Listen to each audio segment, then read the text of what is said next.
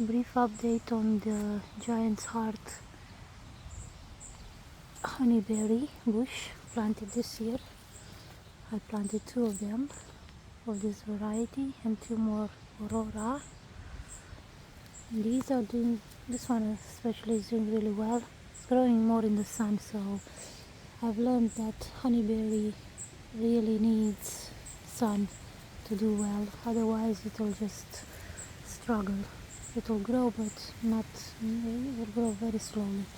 And this variety has really large honeyberries, I'm pleased to see.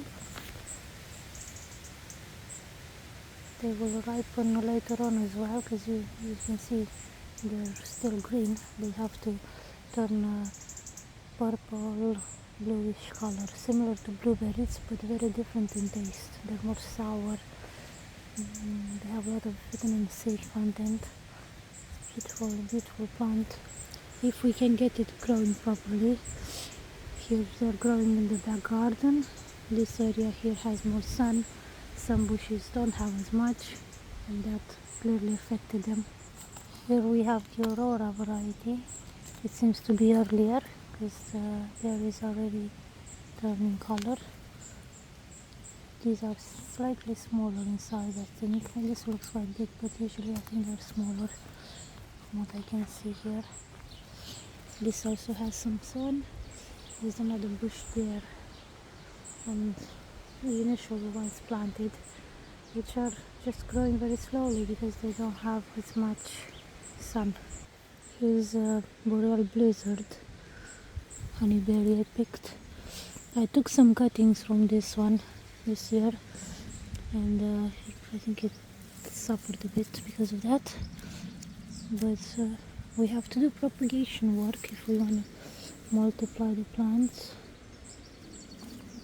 This is one of the bigger varieties as well, so boreal blizzard, I highly recommend this one. And it's also a pretty early variety. The other ones are not doing so great. You can barely see them from the grass. I did chop it around them, but it grew again.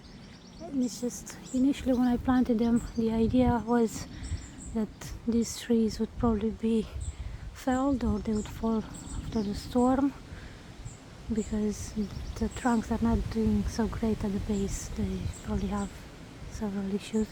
They're still holding on, which in a way is good, in a way it's not, because I wanted to plant hazel trees here as a wind barrier and to get nuts in the future. But yeah, so far they're still holding on, so we're letting them be. A lot of things going on in the garden. Yeah, I wanted to check on the honeyberries because we don't have many of them, and it would be nice to eat the ones we do have while we're waiting for strawberries to ripen and blueberries.